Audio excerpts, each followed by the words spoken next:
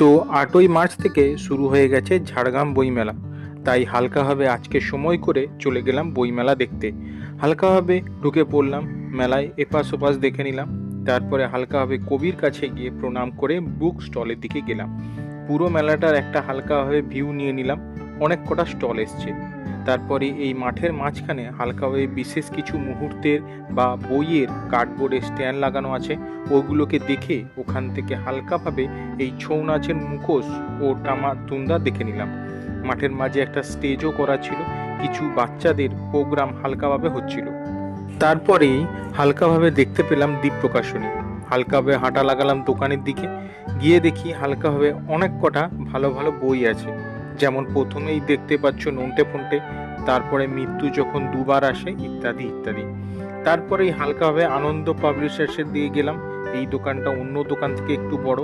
এখানেও হালকাভাবে গিয়ে দেখি অনেক ভালো ভালো বই আছে, কিন্তু দামগুলো যেন হাতে ছ্যাঁকা দিচ্ছে। তারপরে শিশু সাহিত্য, এখানেও বাচ্চাদের ভালো ভালো অনেক বই আছে।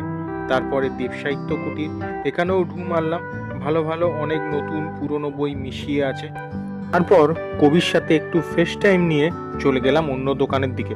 তারপরেই চলে এলো বিভা। এখানে অনেক ভালো ভালো বই আছে। এই পাবলিশার্সের বইগুলো ভালো লাগে, কারণ কম দামে ভালো বই পাওয়া যায়।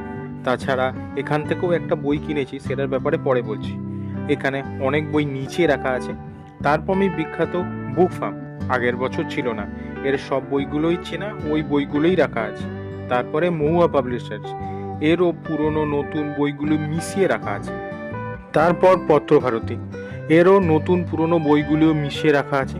তাছাড়া আরও ভালো ভালো অনেক পাবলিশার্স এসছে, যেমন উডপেকার্স, বসাক, বঙ্গীয় প্রকাশক, পারুল প্রকাশনী, শালপাতা পাবলিকেশন।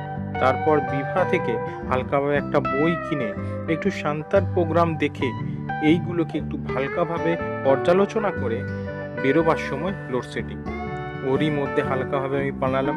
আমি কিনেছি বিভা থেকে অঙ্কুর বরের দহন ক্ষুধা।